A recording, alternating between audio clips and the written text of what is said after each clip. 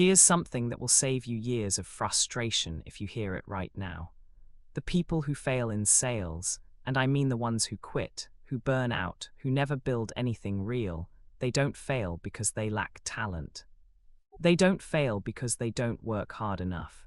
They fail because they're chasing perfection on every single call, every single pitch, every single interaction.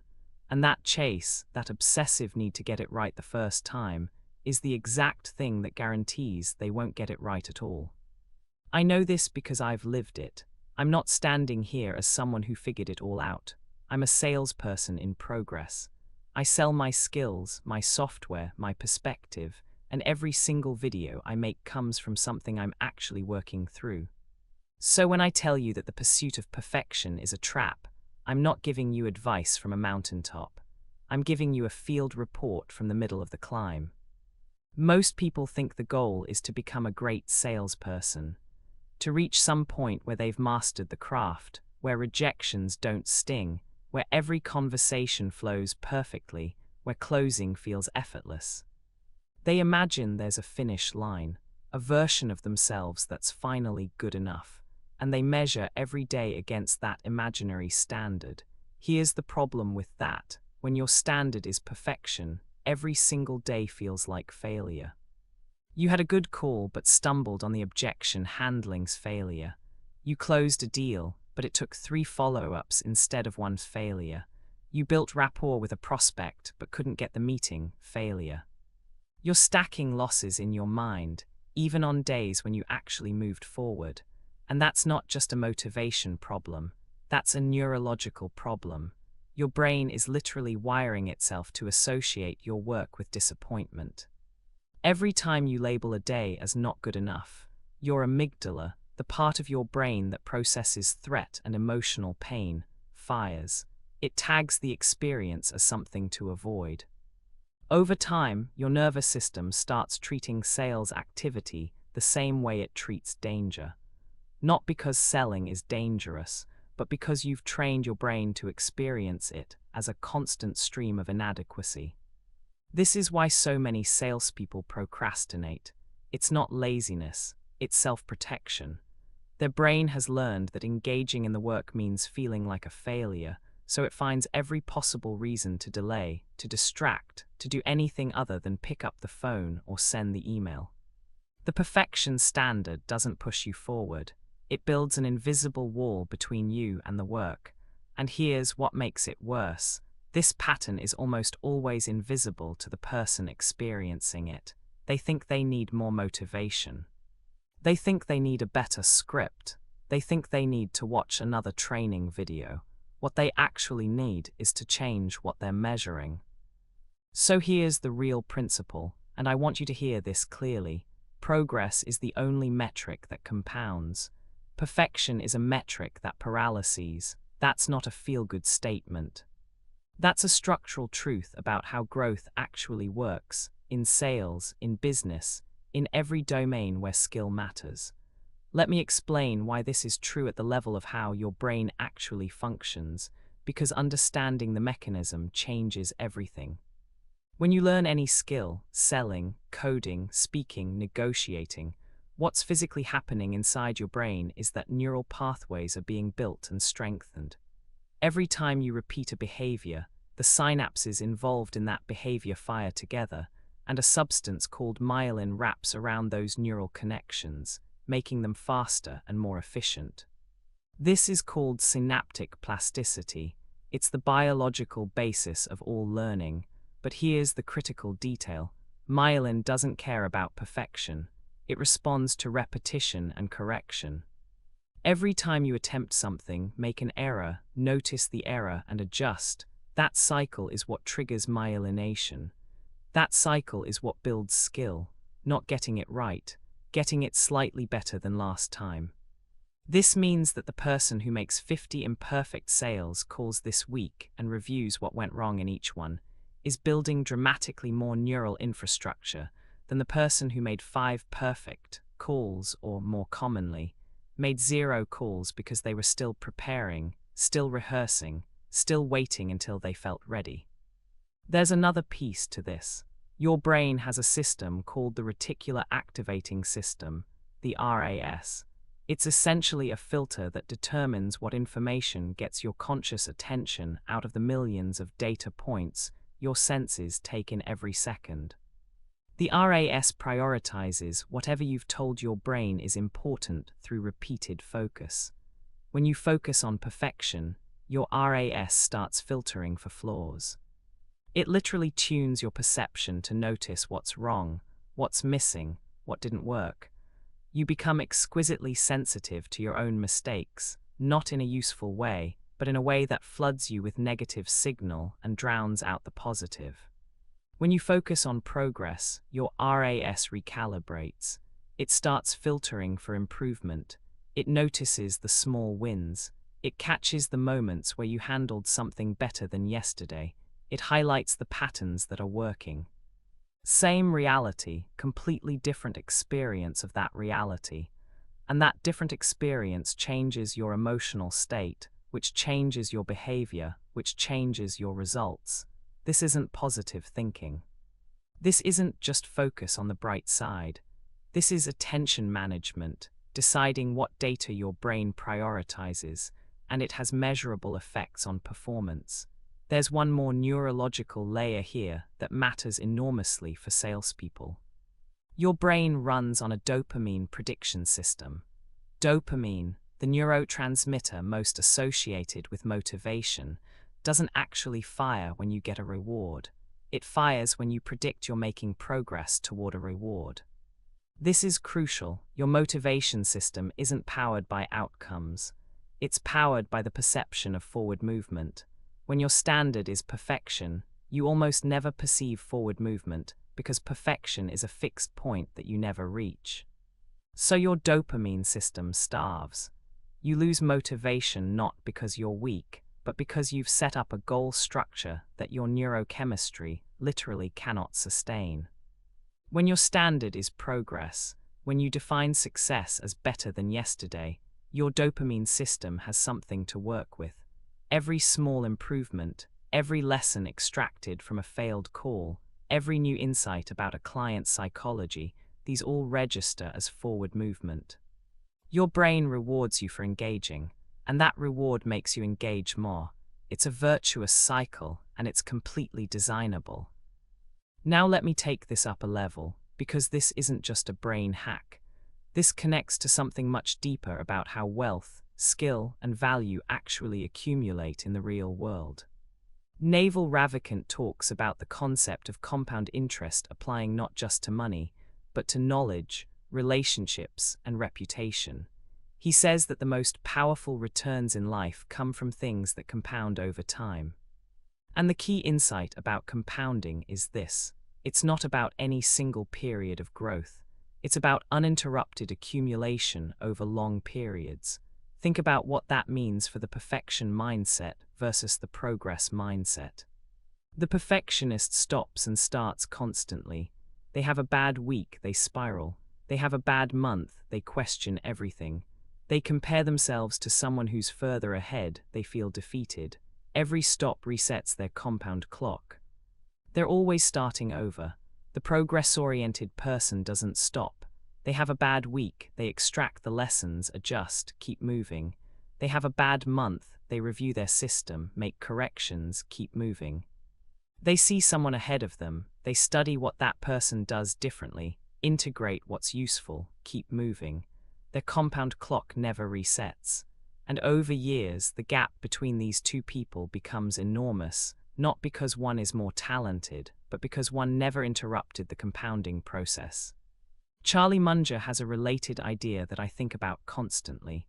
He says the goal isn't to be brilliant. The goal is to consistently avoid being stupid. He calls it inversion. Instead of asking, how do I become great at sales? Ask, what would guarantee that I fail at sales, and how do I avoid those things? When you invert the perfection problem, it becomes obvious. The guaranteed way to fail is to stop doing the work. And the perfection mindset is the most sophisticated, most psychologically compelling way to stop doing the work while feeling like you're still trying. You're not giving up, you're preparing. You're not avoiding, you're getting ready. You're not quitting, you're waiting for the right moment. But the compound clock is stopped the entire time. Munger also talks about the psychology of self-deception, what he calls the self-serving bias, and the broader category of psychological misjudgments. The perfection trap is one of the most common misjudgments I see in salespeople and entrepreneurs. It feels virtuous. It feels like you have high standards. It feels like you care about quality. But the actual function it serves is protecting your ego from the discomfort of being seen as imperfect. It's not a high standard. It's a hiding strategy dressed up as excellence. Here's where the concept of specific knowledge from Naval becomes relevant. Naval says that the most valuable thing you can build is knowledge and skill that is uniquely yours, that can't be easily replicated or trained into someone else. Specific knowledge comes from your unique combination of experiences, obsessions, and capabilities. But specific knowledge cannot be built in theory. It can only be built through action, through iteration, through putting yourself into real situations and learning from what happens. The perfectionist never accumulates specific knowledge because they never generate enough real-world data. They prepare endlessly, they theorize, they consume more content, but they don't create enough contact with reality to develop anything unique. The person focused on progress generates massive amounts of real-world data. Every conversation, every rejection, every close, every failed pitch, it's all raw material. And over time, that raw material becomes pattern recognition that no one else has, because no one else had exactly those experiences in exactly that sequence. That's specific knowledge. And it's worth more than any script or training program, because it's yours and it compounds. Now, how do you actually train this? Because knowing that progress beats perfection isn't enough.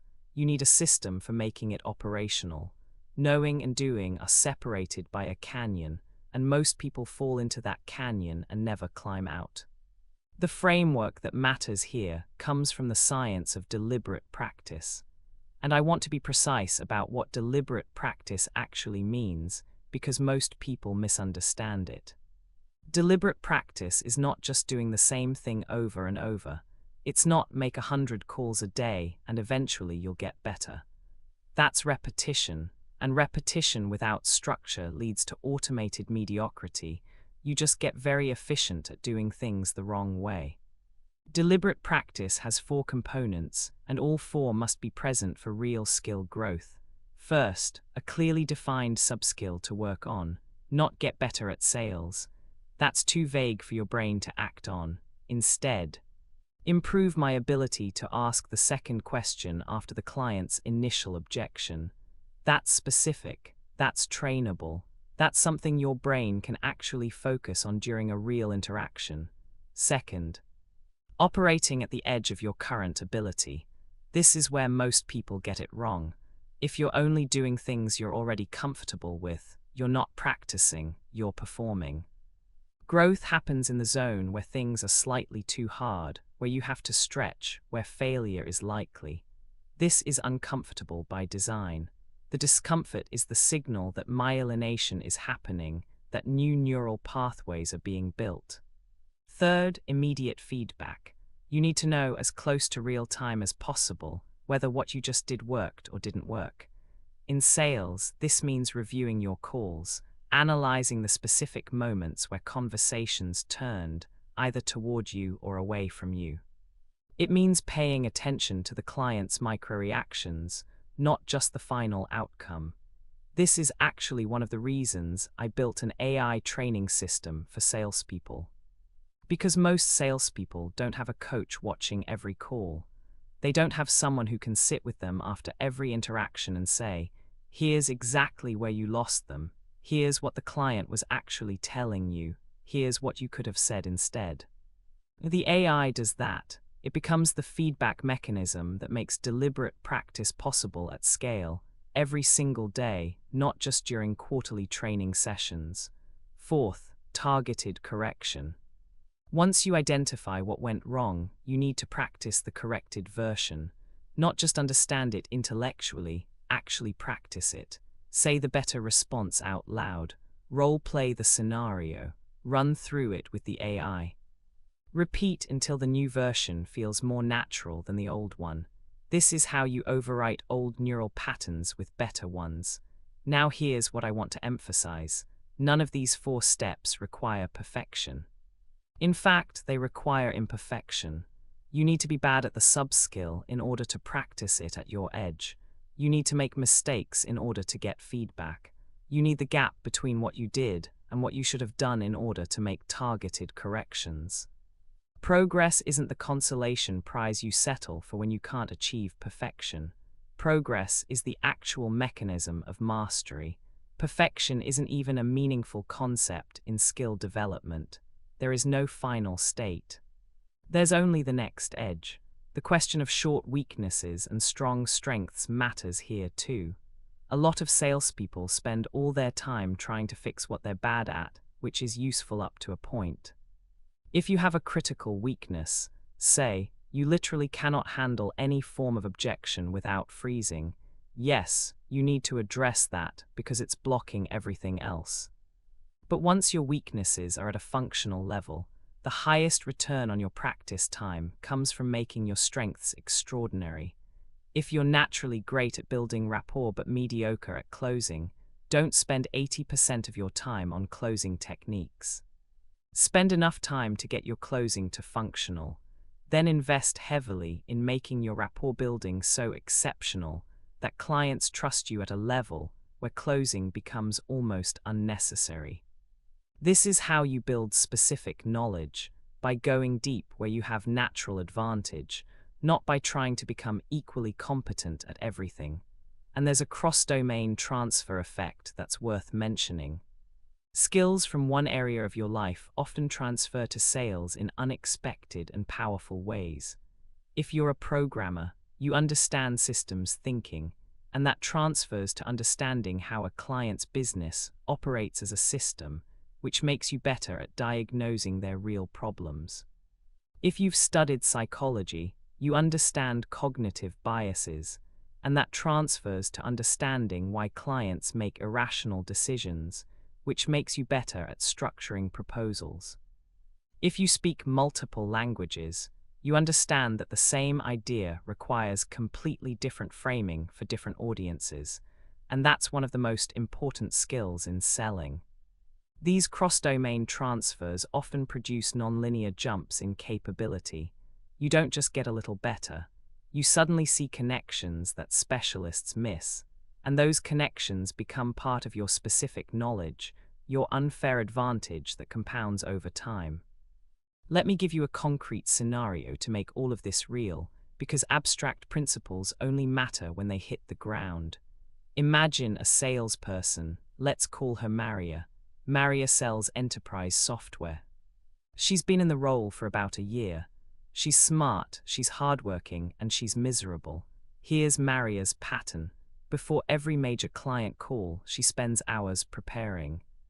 She reviews the client's company, their recent earnings, their competitors, their LinkedIn activity. She writes out her talking points. She rehearses her pitch. She anticipates objections and scripts her responses. By the time the call starts, she's exhausted and tense. The call goes, fine, not great, not terrible. The client listens politely, asks a few questions, says they'll think about it. Maria hangs up and immediately starts cataloging everything she did wrong. She should have responded differently to that question in minute 7. She should have positioned the ROI argument earlier. She forgot to mention the case study she'd prepared.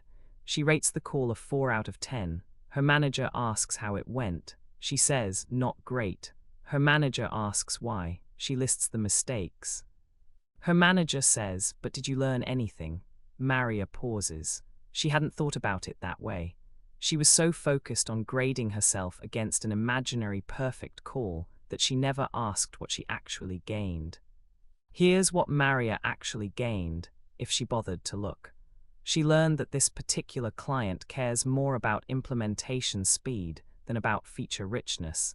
That's intelligence she can use in every future interaction with similar companies. She noticed that the client's tone shifted when she talked about their team's workflow. That's a signal that the real pain point is internal process, not the surface-level problem they initially described. She discovered that her prepared objection responses felt stilted, which means she needs to internalize them more rather than memorize them. That's 3 genuine, actionable pieces of progress. But Maria logged 0 progress and 1 failure. Her dopamine system got nothing. Her RAS is now even more tuned to detect mistakes.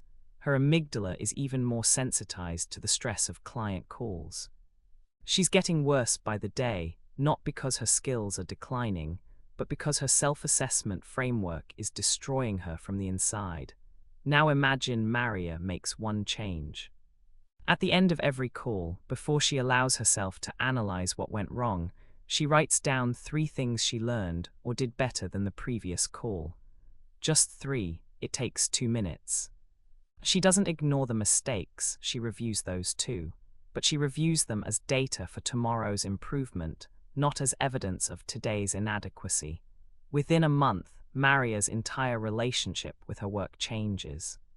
Her RAS starts filtering for learning moments during calls, which makes her more present and attentive, which, ironically, makes her calls better. Her dopamine system gets regular micro-rewards, which sustains her motivation through the inevitable tough stretches. Her amygdala calms down because the work is no longer associated exclusively with self-criticism.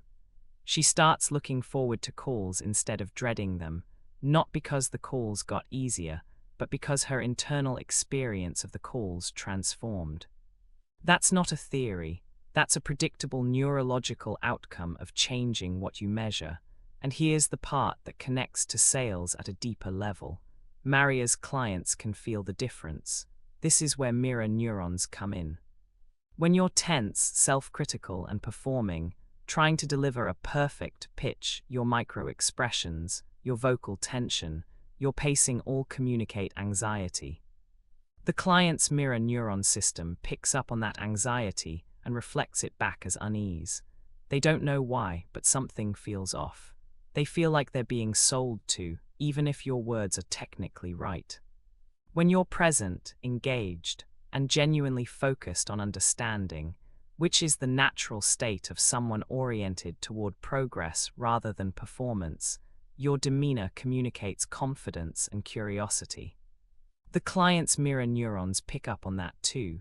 They relax, they open up, they share more about their real problems. And that's where real sales happen, not in the pitch, but in the understanding that makes the pitch almost unnecessary.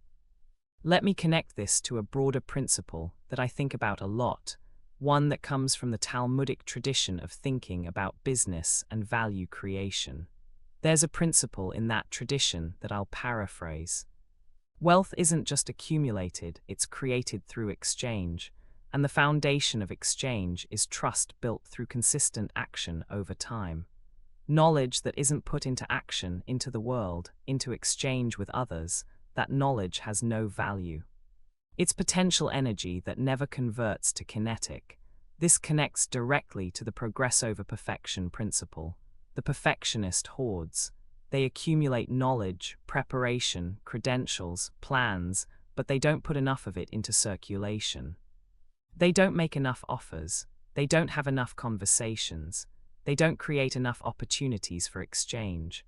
And because wealth, in the broadest sense, including financial wealth, relational wealth, and reputational wealth, only emerges from exchange, the perfectionist remains poor despite being knowledgeable. The progress-oriented person circulates. They put imperfect ideas into the world. They have imperfect conversations. They make imperfect offers. And through that circulation, they learn what the market actually wants. They build relationships through real interaction rather than theoretical rapport, and they create the conditions for wealth to emerge. This is why I say that sales is not a department or a job title. Sales is the mechanism by which your knowledge becomes valuable.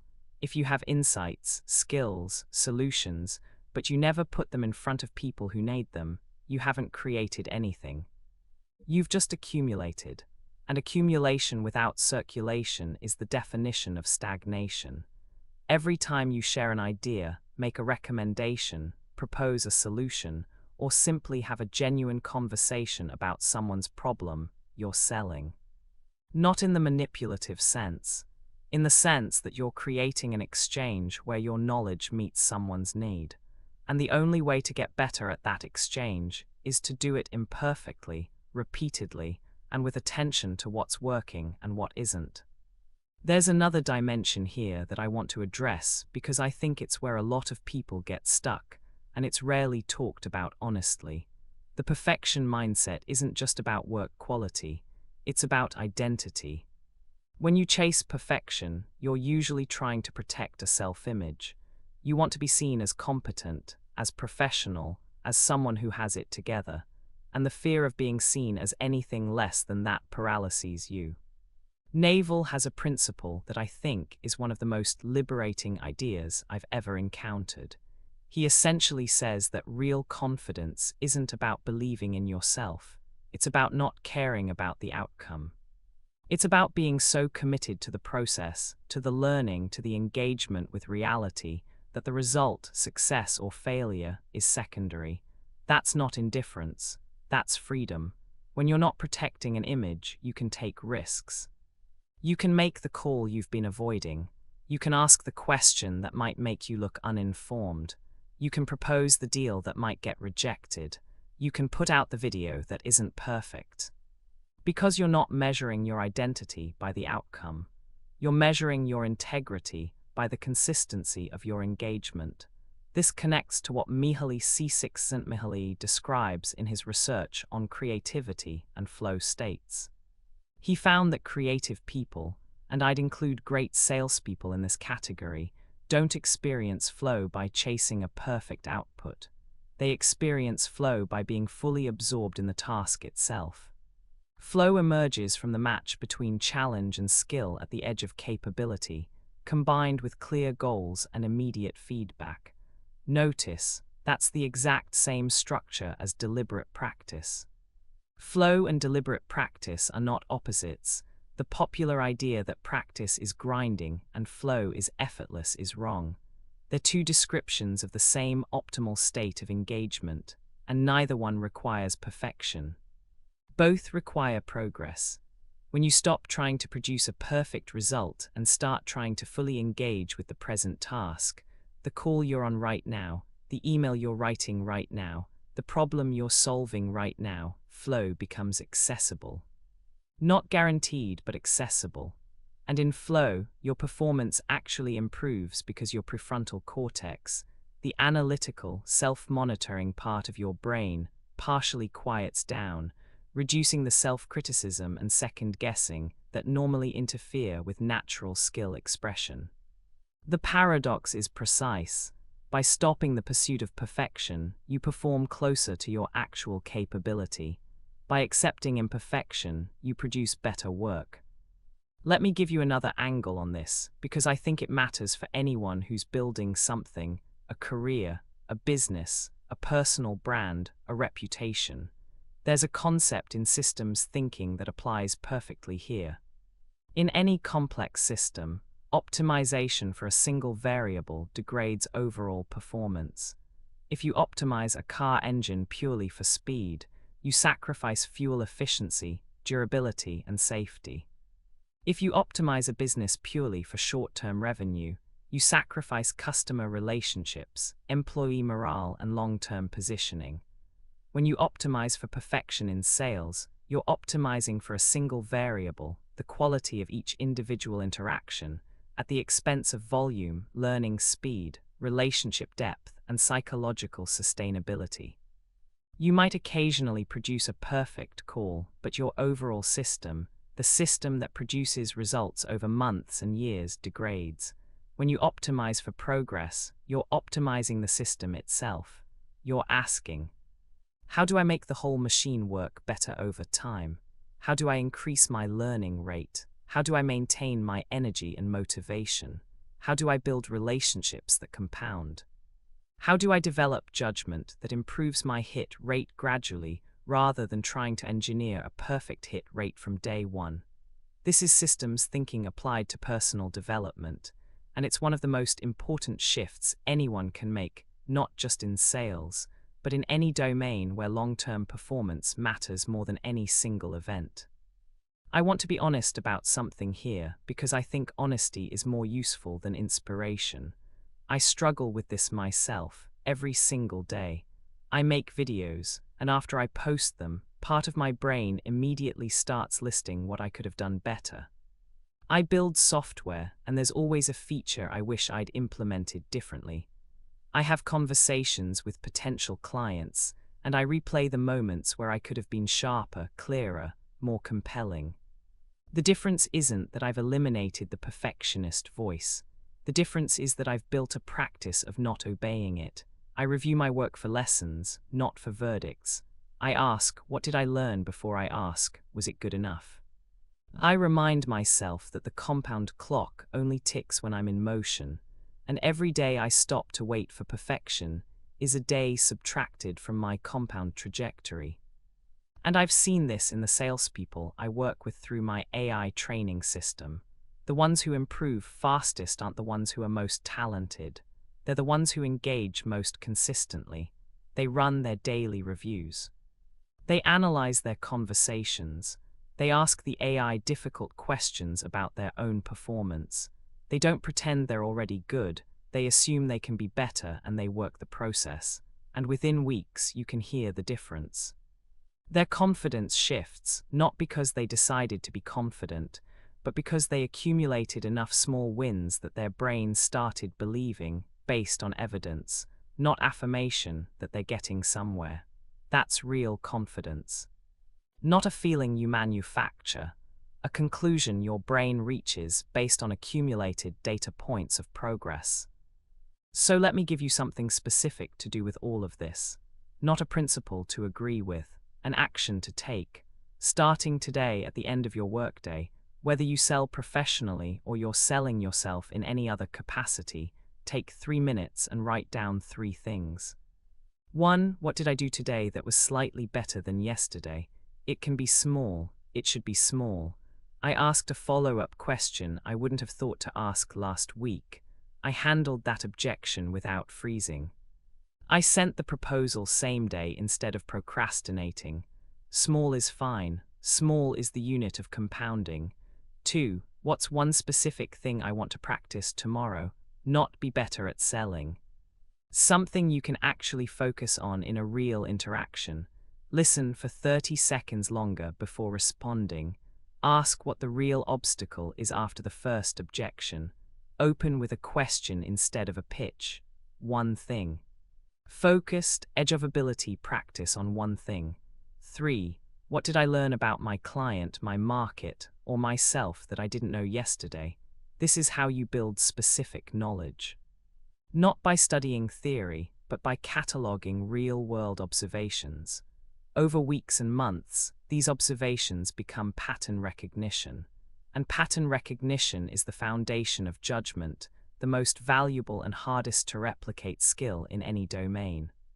Do this for 30 days. You'll notice 2 things. First, your emotional relationship with your work will change. You'll start looking forward to the review because it consistently shows you that you're moving. Second, your actual performance will improve, not because you're trying harder, but because you're learning faster.